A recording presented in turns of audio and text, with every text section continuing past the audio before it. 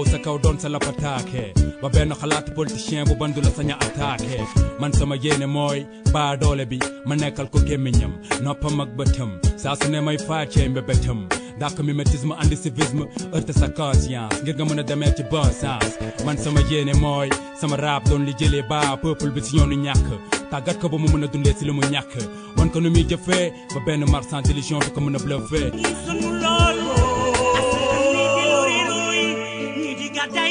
Professeur Mamadou Diouf, bonjour. Bonjour. Vous êtes historien. Traditionnellement, après chaque 31 décembre, vous nous revenez pour une analyse exhaustive, un bilan à tirer, diagnostiquer l'actualité. Professeur, le deuxième discours du chef de l'État, je parlais du président sénégalais Bassirou Diomaye Faye, déclare: le serment que j'ai prêté engage ma conscience et ma responsabilité au plus haut niveau. Rien ne sera placé au-dessus de la paix, de l'unité et de l'intégrité. Le Premier ministre Ousmane Sonko met l'accent sur la lutte contre l'impunité, l'obligation de rendre compte, la justice. Alors, professeur, comment concilier la lutte contre l'impunité avec la préservation de la paix au Sénégal? Je vous remercie, Baye Ouma, de m'inviter une nouvelle fois et d'engager une conversation sur la situation sénégalaise, sur la situation mondiale à la fin de chaque année et au début de la nouvelle. Ce qui est très clair aujourd'hui pour le Sénégal, c'est qu'on se trouve à la croisée des chemins. Et cela veut dire qu'on est en face de demandes qui sont des demandes différentes, mais aussi, si vous voulez, on est en train de prendre des directions qui sont des directions à la fois, disons, simultanées, mais qui ne sont pas nécessairement des directions concordantes. Mais ce qu'il faut prendre en considération, je pense, c'est d'une part le contexte dans lequel nous évoluons. Comme vous avez dit, c'est le deuxième discours du président sénégalais à la nation, et ce deuxième discours est dans la continuité, si vous voulez, du premier. Et ce premier annoncé, et ça j'insiste là-dessus, une troisième alternance politique. Et cette troisième alternance politique semblait, si vous voulez, dire que si nous avons raté les deux premières, ou si nous n'avons pas tenu les promesses des deux premières, la troisième, elle était différente. Elle était différente pour plusieurs raisons. À cause du combat qui a été engagé contre le régime qui a été battu, mais aussi à cause de la mobilisation de la jeunesse, qui est un élément important. Et un troisième élément très, très important, c'était aussi la consécration d'un nouveau groupe, d'une nouvelle classe politique, qui est une nouvelle classe politique de jeunes. Cela veut dire quoi? Oui. Cela veut dire que l'attente principalement était une attente de rupture. La rupture avec les régimes précédents, la rupture avec la situation politique, l'environnement dans lequel nous agissions. Et c'est cela peut-être qui montre dans une certaine mesure la difficulté de la situation dans laquelle nous nous trouvons aujourd'hui.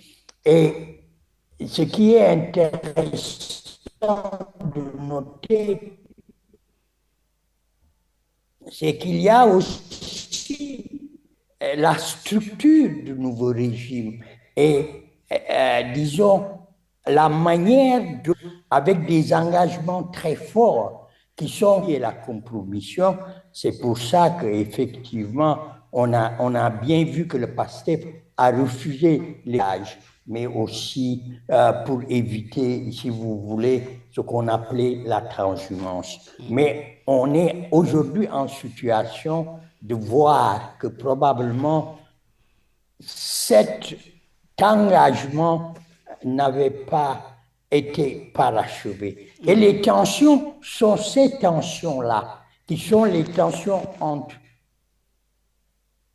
la recherche d'une rupture et d'une rupture radicale, c'est-à-dire un véritable recommencement, c'est-à-dire un engagement dans la construction à la fois d'une société nouvelle, mais aussi, disons, d'institutions, de règles politiques et de règles sociales qui permettent effectivement à une démocratie de fonctionner de la manière la plus, je dirais pas parfaite, de la manière qui réponde le plus, si vous voulez, aux demandes, qui répondent le plus aux engagements qui sont les engagements qui avaient été pris. Oui, la question est de oui. savoir, Oui. et on a tous cette culture qui est la culture du masla. Est-ce qu'on va retourner dans la logique? Et je pense qu'aujourd'hui, c'est ça, disons, la frontière entre les deux Sénégal. Certains qui considèrent qu'il faut le compromis, certains qui considèrent qu'il faut la négociation, qu'il faut le masla, qu'il faut pardonner, et certains qui considèrent que quand on a fait une faute, il faut payer pour cette faute. Et faire payer les fautes sont indispensables pour effectivement recréer un Sénégal nouveau. Et c'est aujourd'hui le face-à-face entre ces deux groupes. Est-ce que ce face-à-face est aussi un face-à-face à l'intérieur du PASTEF? Je ne pourrais pas le dire. Mais du point de vue des manifestations, on voit très nettement qu'il y a effectivement cette fracture. La fracture à l'intérieur de la coalition qui a participé à la victoire du président de la République, Bassirou Diomaye Faye, qui n'a pas participé nécessairement directement à la victoire du PASTEF. Mais aujourd'hui, la question, c'est effectivement de savoir comment, en fait, ces deux forces vont soit se réconcilier, soit s'opposer, et dans cette opposition, avoir un vainqueur et un vaincu. Alors, professeur, vous avez campé le sujet.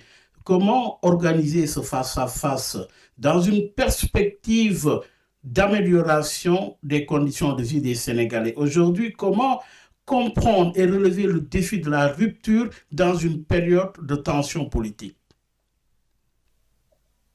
Pour moi, c'est probablement la plus grande déception que j'ai comme citoyen sénégalais.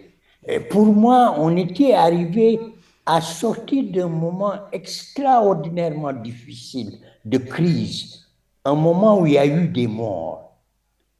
Et les Sénégalais ont négocié ce moment, sont arrivés. Et c'est ça qu'il faut le reconnaître. Sont arrivés effectivement à défaire le régime de la paix. Et ce sont les Sénégalais qui se sont mobilisés, en particulier les jeunes, pour cette victoire. Et je pense que la majorité des Sénégalais a considéré que ce moment-là était un nouveau moment, c'était un nouveau départ, qu'il y avait un souffle nouveau. Et ce souffle nouveau allait transformer ce pays et qu'on allait accepter de se sacrifier, que les Sénégalais allaient accepter d'engager la bataille et qu'ils allaient accepter, et c'est ça la bataille pour la souveraineté, la bataille pour l'indépendance, etc., etc. Ce qui est extraordinairement terrible, je pense, ce qui est le plus terrible, c'est qu'aujourd'hui, quand on regarde les journaux sénégalais, quand on regarde la discussion qui est menée au Sénégal, on est complètement perdu dans une bataille autour de personnes. Que cette bataille soit réelle ou non ne m'intéresse pas. Mais c'est qu'aujourd'hui, c'est ce rêve qui a entraîné la défaite de l'APR et de l'ancien président. C'est ce rêve qui est en train de s'effondrer dans des batailles qui sont des batailles de personnes et qui, pour moi, n'ont absolument aucune raison d'être dans le Sénégal d'aujourd'hui. Et que ce Sénégal qui annonce et qui promet, si vous voulez, un nouveau rêve, pas seulement aux Sénégalais, mais à toute l'Afrique, à la capacité des Africains à se prendre en charge, à faire face à leurs problèmes et à réfléchir ensemble sur le devenir, c'est cela qui est en train de se réduire à des petites batailles de personnes, à des petites batailles d'intérêts qui sont des intérêts individuels. Et c'est ça qui est extrêmement dommage. C'est-à-dire la grandeur, l'extraordinaire Sénégalais ont mené pendant des années pour arriver à défaire l'ancien régime. C'est cela qui est en train de se terminer de manière extraordinairement difficile. Alors, professeur, comment en sommes-nous arrivés là finalement? Je pense qu'on en est arrivé là pour deux raisons. La première raison, c'est après l'expérience qui sont les deux expériences des alternances politiques et les leçons qu'on en a tirées, qui sont à la fois les leçons que la commission de Feu Amadou Makhtar Mao avait pris en charge pour repenser le régime, la nature même du régime, la nature des institutions juridiques. C'est toutes ces questions qui avaient été importantes, qui probablement ne sont pas prises en compte aujourd'hui. Je pense que le premier chantier qui devrait être le chantier du nouveau régime, et il l'a annoncé, c'était un changement de régime. C'est-à-dire, c'était de réviser le régime présidentiel. Parce qu'aujourd'hui, si on révisait le régime présidentiel et si on arrivait à un régime parlementaire ou semi-parlementaire, on aurait des territoires pour le Premier ministre, pour le président, des devoirs et des obligations très clairs. C'est-à-dire, on aurait eu un système équilibré où, en fait, et le Parlement et l'administration auraient des rôles précis à jouer. Le président aurait aussi un rôle précis à jouer. J'avais pensé que, en fait, si vous voulez, de manière assez probablement naïve, je me disais, le couple qui arrive au pouvoir au Sénégal va permettre presque mécaniquement de régler la question du régime et de régler les problèmes que pose la grande question qui est la question du pouvoir du président de la République. Et ça, on le voit dans la querelle, comme je dis, que ça soit vrai ou faux, dans la querelle qu'on nous présente comme ce qui est aujourd'hui, en fait, le produit le plus important, malheureusement, de la vie politique sénégalaise, une querelle de personnes. C'est-à-dire, on se retrouve effectivement dans le fait que ce qui se joue aussi, c'est quel est le pouvoir du président par rapport au pouvoir du président républicain. Je suis toujours étonné quand je lis aussi les journaux sénégalais qu'il y a plein de journalistes dont les seules discussions c'est est-ce que le Premier ministre est en train de marcher sur les plates-bandes du président de la République ou est-ce que le président de la République ne doit pas en fait s'élever pour résister ou rejeter le Premier ministre. Quel est votre et c'est ça aujourd'hui le problème. C'est qu'on a entendement. On veut régler ce problème et avancer. On doit revenir à la nature du régime. Nous, avec le recul, quelle doit être la nature véritable de ces réformes? Moi, je pense qu'on a déjà une esquisse avec ce qui a été proposé par la commission qui avait été dirigée par le professeur Amadou Bartarmo, c'est-à-dire que toute l'histoire de ce pays depuis 1962, vous savez, le retour de l'image de Mamadou Dia et quelquefois, si vous voulez, disons, cette espèce de mélancolie qui est attachée à l'explosion du couple Mamadou Dia-Senghor, qui serait une opportunité qu'on aurait perdue, on est en train de le faire. L'histoire est en train de se répéter. C'est-à-dire la déchirure Diomaye Faye Ousmane Sonko semble en fait répéter une histoire et une opportunité qui va être perdue. Mais je pense que c'est vrai qu'il y a des réformes très importantes à faire. Il y a la réforme du régime politique, il y a la réforme de l'élection et des modalités électorales.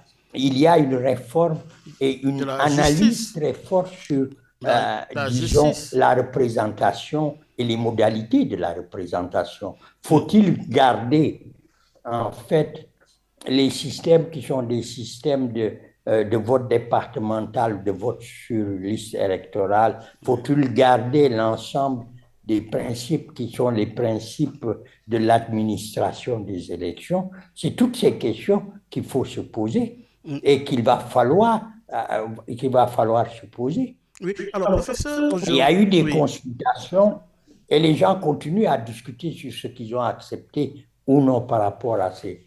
Mais aujourd'hui, la question principale, c'est la question de la représentation. Et au-delà de cette question, c'est l'extraordinaire situation économique et sociale dans laquelle ce pays se trouve et qu'il va falloir, tant qu'on ne réglera pas les problèmes politiques, parce que ce sont des questions politiques, il va falloir, tant qu'on ne réglera pas ça, il sera impossible de faire les sacrifices nécessaires pour arriver effectivement à régler non seulement les questions qui sont les questions internes, mais à régler aussi les questions qui sont les questions liées à l'environnement du Sénégal. Et ce sont des questions extrêmement graves. La question de la sécurité et la question de la paix dans notre région. La question de la sécurité, la question de la paix dans notre région. Mais aujourd'hui, il est question de plus en plus de révision constitutionnelle. Avez-vous l'impression que cette révision constitutionnelle permettra justement de résoudre les problèmes politiques d'aujourd'hui? Si vous voulez, nous connaissons nos problèmes. Nous avons fait 3 expériences et ces 3 expériences nous ont permis de tirer des leçons les plus importantes. Et je pense aussi que, si vous voulez, le fait que le PASTEF ait été capable non seulement de s'organiser, mais aussi de se mobiliser pour gagner et les élections présidentielles et les élections législatives ont montré que des leçons ont été apprises et des forces nouvelles ont surgi. Est-ce qu'il y a d'autres forces nouvelles qui vont surgir? Est-ce qu'il va y avoir d'autres? Le parti dominant ou le parti majoritaire de proposer ce que le président de la République vient de faire, de proposer aussi une démarche qui est une démarche constitutionnelle, qui est une démarche de réforme constitutionnelle. C'est ça la grande question. Et cette grande question renvoie aux consultations qu'il y a. Alors, professeur Mamadou Diouf, finalement, où placer le curseur entre justice, réconciliation nationale et stabilité politique? Où placer le curseur?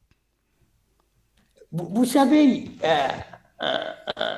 un de mes collègues qui a beaucoup travaillé sur l'Afrique du Sud, mais aussi sur le Rwanda, posait toujours cette alternative dans des situations ou ceux qui sont impliqués, si vous voulez, dans les fautes, constituent une population très, très importante. Le choix qui est fait est le choix entre ce qu'on a appelé la réconciliation, c'est-à-dire une solution qui est une solution politique. Parce que la réconciliation est une solution politique.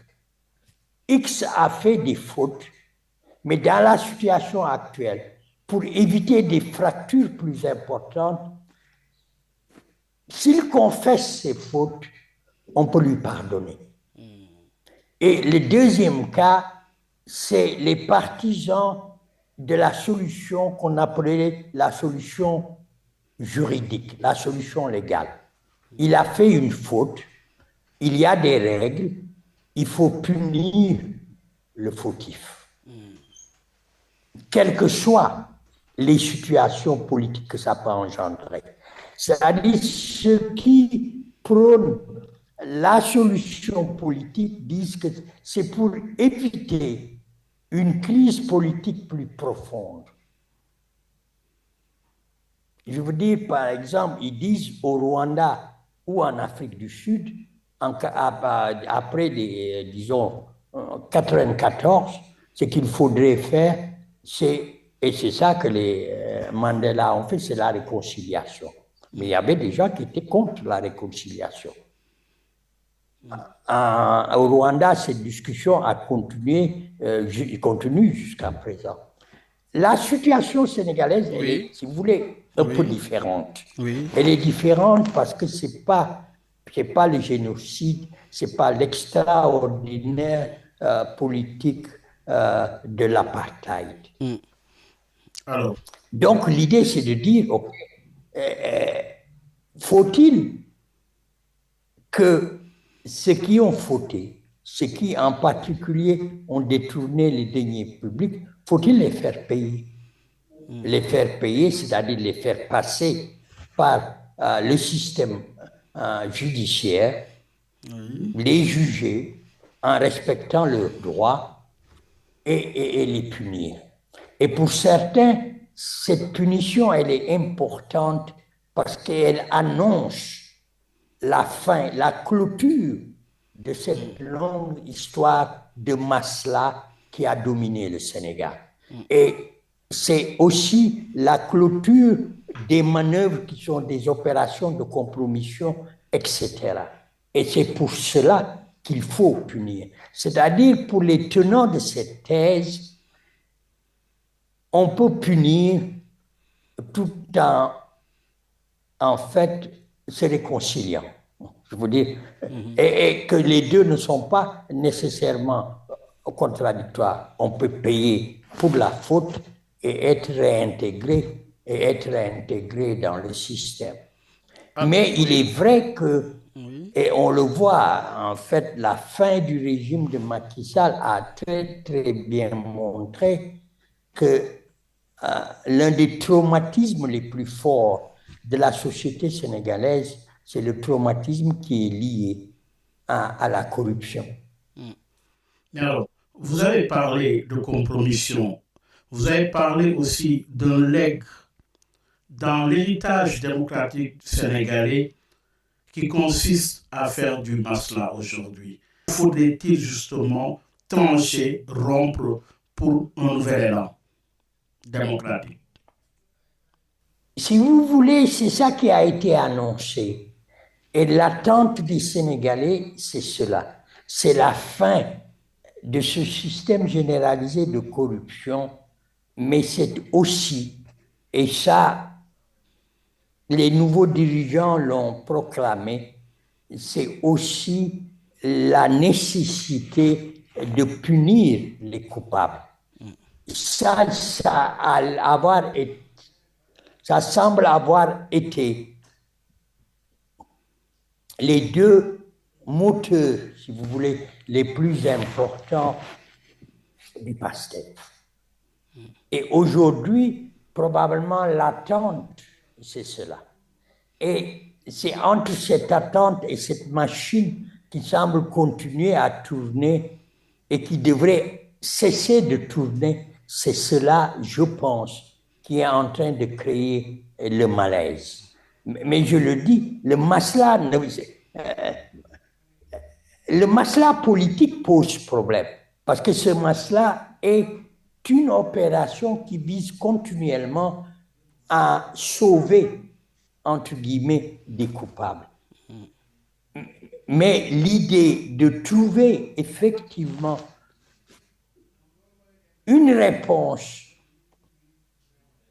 à l'une des questions les plus difficiles de l'État et de la société sénégalaise impose, dans une certaine mesure, effectivement, d'essayer au moins de mettre fin à cela, de mettre fin à cette corruption à tous les étages. Une corruption à tous les étages qui a été maintenue effectivement par le masla et la capacité de la société à produire une idéologie qui est une idéologie de la pacification et à produire constamment une manière de contourner en fait la règle. Alors, le Donc Sénégal, la grande question, oui. c'est est-on capable de s'accorder sur des règles et de cesser de les contourner?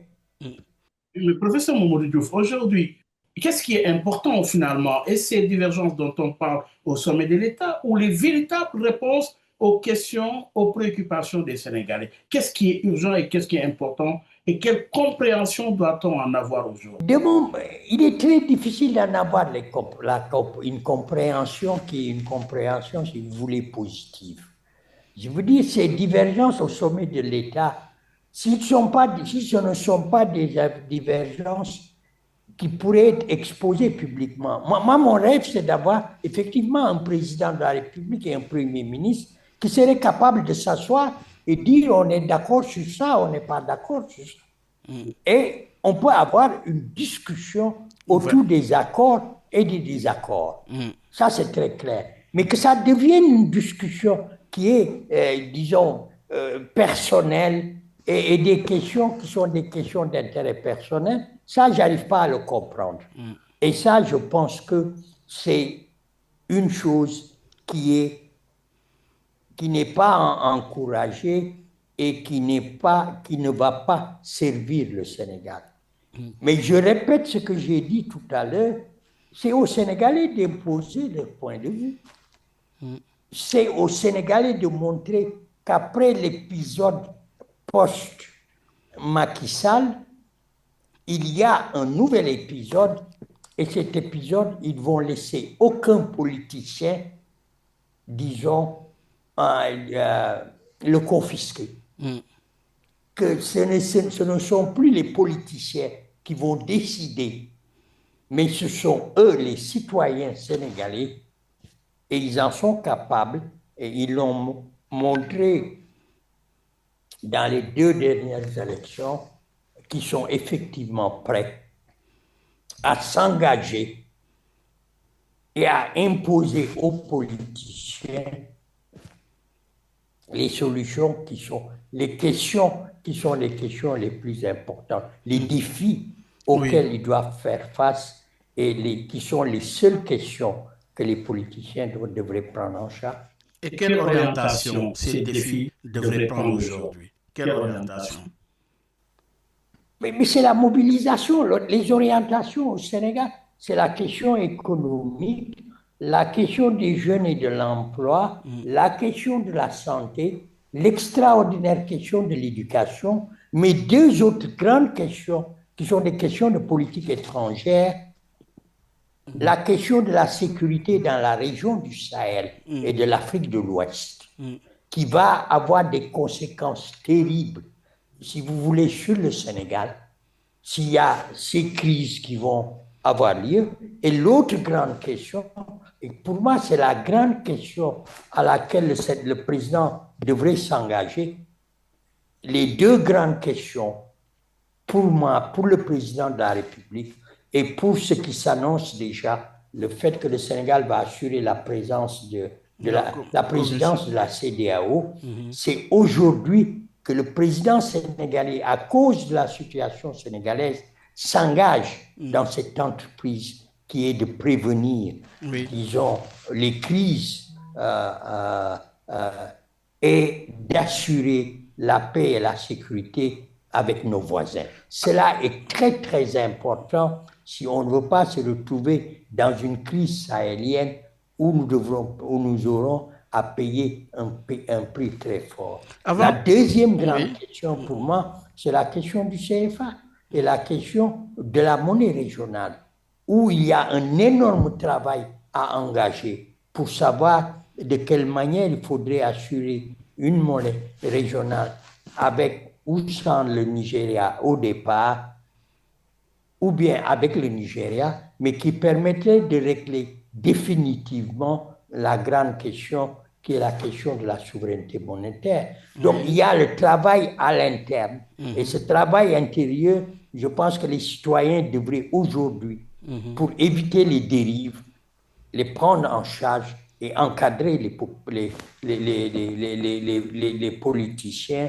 Et le deuxième grand chantier, qui est le chantier du président, parce que c'est le président qui assure ce travail, c'est la question de la paix régionale, c'est la question de la sécurité et la question monétaire. Alors, avant justement d'attaquer les deux questions sur la séquence internationale, c'est-à-dire l'Algérie, le Parlement algérien, avec cette criminalisation de la colonisation, et justement la réaction Trump au Venezuela. D'abord, professeur, le Sénégal, finalement, en tant qu'historien, est-il à un tournant historique en matière de gouvernance et d'état de droit, finalement, avant d'attaquer la séquence internationale? Bien sûr, je pense que, vous savez, on est toujours dans cette trajectoire qui est la trajectoire de construction d'un État souverain qui a des institutions solides et qui assure une participation des populations. Un État qui est capable effectivement de répondre à la demande populaire, un État qui est capable d'assurer la paix et la sécurité, et un État qui est aussi capable d'éduquer, de soigner. C'est-à-dire, dans cette trajectoire, il y a eu des choix qui avaient été faits. Ça a été, après 62, le choix du parti unique. En 75, l'ouverture démocratique limitée.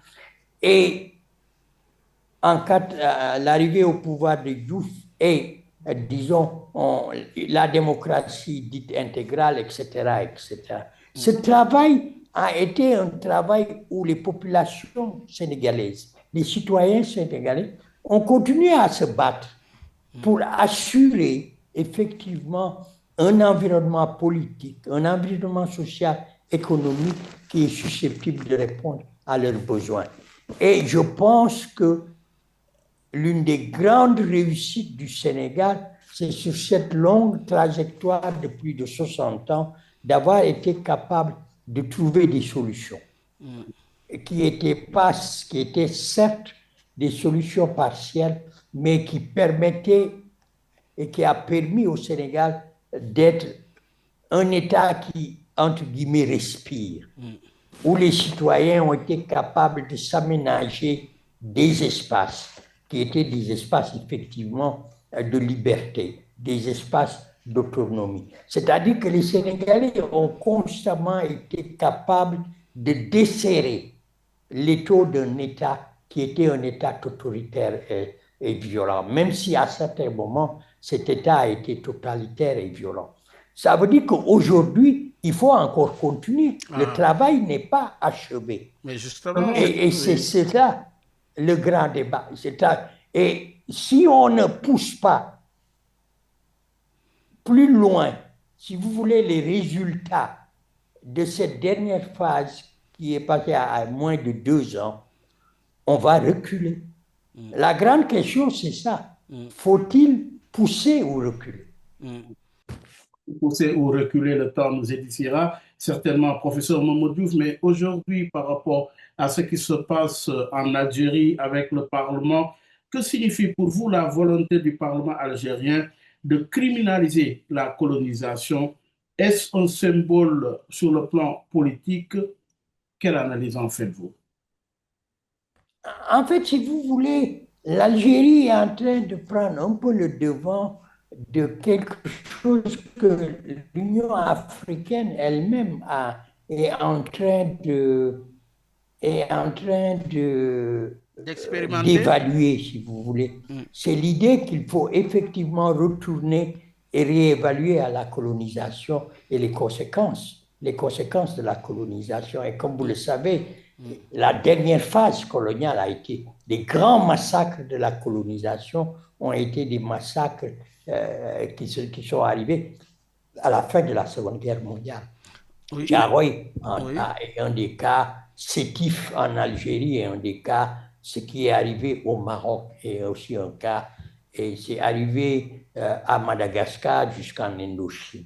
Donc, si vous voulez, ça c'est à la fois un travail historique, qui est un travail de mémoire et d'histoire, pour comprendre cette histoire qu'on a partagée avec les empires coloniaux, mais aussi les conséquences de cette histoire.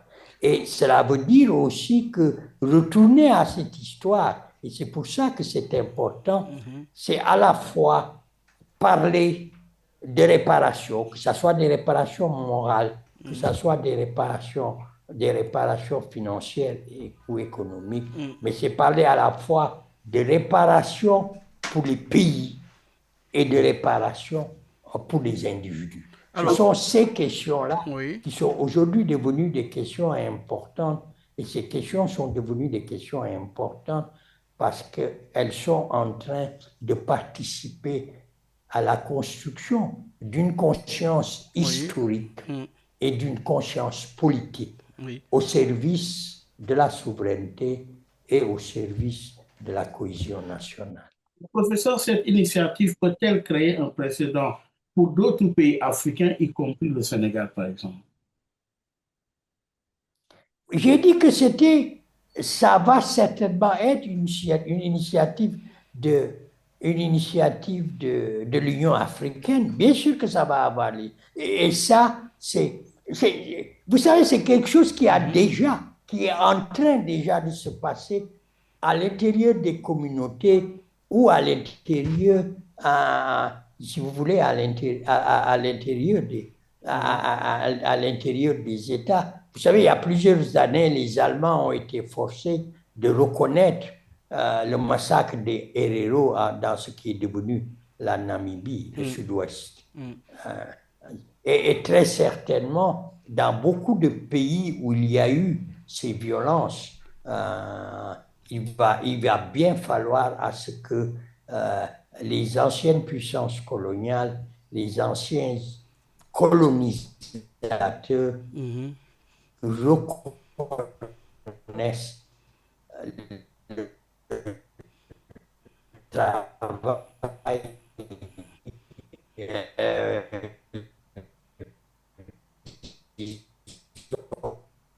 la violence qui avait été exercée sur les sociétés qu'ils appelaient est une violence constitutive de la gouvernance coloniale.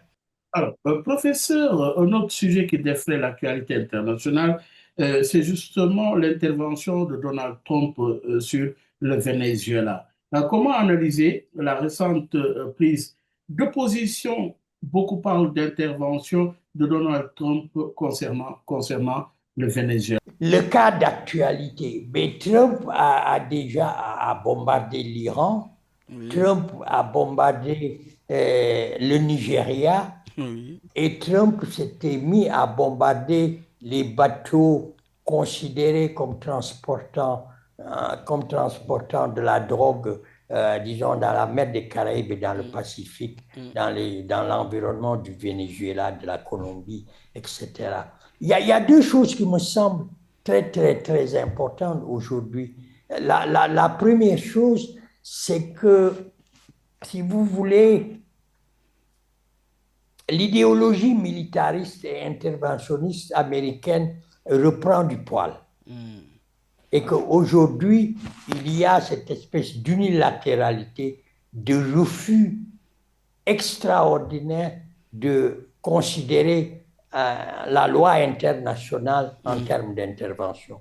Il y a aujourd'hui des congressistes républicains qui disent que c'est illégal. La deuxième chose, qui est la chose la plus importante pour moi, c'est que non seulement Trump ne respecte pas la loi internationale et ne respecte pas les règles établies par les Nations Unies, mais même à l'intérieur des États-Unis, si vous voulez, Trump ne respecte pas, dans une certaine mesure, ou prend, si vous voulez,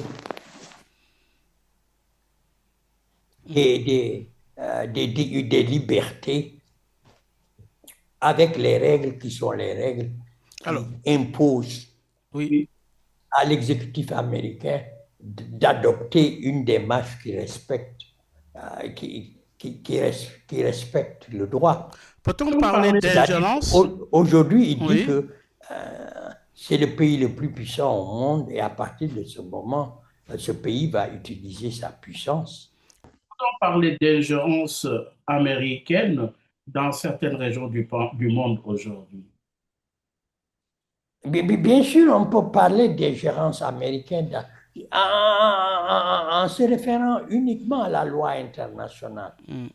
Il est très clair qu'un État ne peut pas envoyer ses avions au Nigeria et bombarder l'État de Sokoto sur le prétexte qu'il y a des musulmans, ce qui est faux, qu'il y a des musulmans qui oppriment et en fait tuent des chrétiens.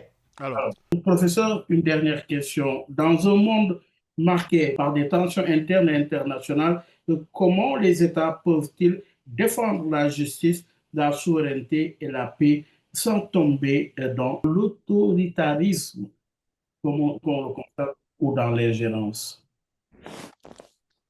En tout cas, ce qui semble assez évident dans notre environnement actuel, c'est que les États les plus forts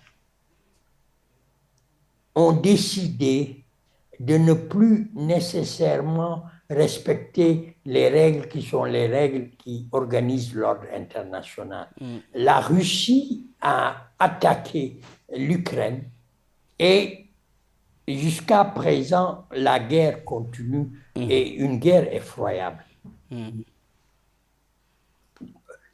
Et il est très clair aussi qu'à un moment, il a été possible pour les États-Unis et pour Israël d'attaquer l'Iran et de participer à l'idée que, en fait, il ne faut pas que l'Iran ait des armes nucléaires. Donc, aujourd'hui, par contre, la Corée du Nord n'est pas attaquée parce que la Corée du Nord a des armes atomiques. A des armes. Donc, vous voyez que la question de la force et la question de disposer d'armes, disons, de destruction massive est devenue une des manières de se protéger contre plus gros que soi. Donc, aujourd'hui, les pays qui sont les pays les plus faibles sont, disons, des proies ou des victimes désignées pour les gros pays si ces pays, effectivement, veulent quelque chose d'eux. Donc, ce qu'on retrouve aujourd'hui, c'est comme si on se retrouvait vous voyez, au début du 19e siècle jusqu'à la Première Guerre mondiale. C'est-à-dire que c'est la force qui est devenue la langue, le langage de la diplomatie. C'est-à-dire c'est les pays les plus forts qui peuvent imposer le diktat. Et malheureusement, c'est à ça qu'on va disposer. C'est pour ça que les États-Unis peuvent effectivement envoyer leurs avions et bombarder le Nigeria. C'est pour ça que les États-Unis ont pu envoyer leurs avions bombarder en fait le Venezuela et enlever le président et sa femme. Et professeur, une dernière question. Alors finalement, quelle feuille de route pour le président Bassirou Diomaye Faye à la tête de la commission de la CEDEAO? Quelle feuille de route dans un monde aussi complexe et difficile, d'abord en Afrique et sur l'international? Pour moi, c'est de faire face à la question qui est la grande question de cette région, la question de la sécurité, et d'établir la paix dans cette région. Pour moi, c'est la question la plus importante, cette question de la Mauritanie au Cameroun. Cette question, elle est essentielle. Et assurer cette paix, c'est aussi assurer la paix au Sénégal. C'est-à-dire la question du travail à mener pour que l'ensemble des parties prenantes se retrouvent autour d'une table et trouvent une solution qui est une solution de pacification. Parce que cette solution de pacification est la seule solution qui va effectivement mettre fin à l'autoritarisme et à la violence de l'exercice du pouvoir dans notre région. La deuxième question pour moi, qui serait sur l'agenda du président de la République, qui serait une question importante, c'est effectivement la question de la monnaie régionale. Cette question de la monnaie régionale, cela va prendre du temps, mais je pense qu'il est nécessaire d'engager dès maintenant le travail qui est le travail intellectuel pour comprendre comment techniquement cela est possible, mais d'engager aussi le travail politique pour voir quelles sont les étapes. Je ne suis pas économiste, je ne connais rien à la monnaie, mais je sais qu'il y a d'une part des gens qui pensent qu'il est possible d'avoir une monnaie régionale avec l'UMOA et les pays hors de l'UMOA, y compris le Nigeria. Il y a des gens qui pensent qu'il faudrait commencer sans le Nigeria et trouver, disons, progressivement des mécanismes qui permettent de faire entrer, disons, le Nigeria dans un système monétaire ouest-africain. Pour moi, ces deux questions sont des questions massives. Et ces deux questions devraient préoccuper. Je ne dis pas le président Diomaye Faye, mais les présidents qui vont suivre aussi le président Diomaye Faye. Ces deux questions sont essentielles et ces questions vont continuer à avoir des conséquences directement sur le Sénégal. Et c'est pour cela qu'il faudrait en faire. Et ça, cela est important parce que c'est maintenant l'une des grandes révolutions, si vous voulez, l'une des grandes ruptures du nouveau régime, c'est d'avoir renommé le ministère des Affaires étrangères. Et cela, ça a été, moi je pense que ça a été un engagement extraordinaire parce que cela prenait en considération le fait que c'est vrai que le Sénégal avait eu un succès diplomatique extraordinaire depuis Senghor, était capable d'avoir une couverture internationale indéniable. Mais le Sénégal était incapable, dans une certaine mesure, d'avoir une diplomatie régionale et de travailler avec ses voisins. C'est pour ça qu'il y a eu plein de crises avec les voisins. Et le fait de mettre l'intégration africaine avant est un engagement qui est un engagement essentiel. Et cet engagement, effectivement, permettrait de... Il y a plusieurs années, un de mes amis et collègues que vous connaissez, Momar Koumba Diop, avait publié un livre collectif qui s'appelait « Le Sénégal et ses voisins ». Et dès ces années, la fin des années 80, il montrait la faiblesse de la politique étrangère africaine du Sénégal, c'est-à-dire surtout des voisins. Il est décédé il y a 2 ans, il y a 1 année. Et en fait, il a terminé un nouveau livre qui s'appelle aussi Le Sénégal et ses voisins, qui reprend 20 ans après le travail qui avait été fait par lui. Et j'espère que cela va être publié, parce que cela sera un éclairage extraordinaire et va annoncer effectivement, pourrait être la base des premières études qui permettraient effectivement, dès à présent, le président Diomaye Faye à s'intéresser de manière active à ces 2 questions de la sécurité et la question qui est la question de la monnaie aussi. Mamadou, merci. Merci.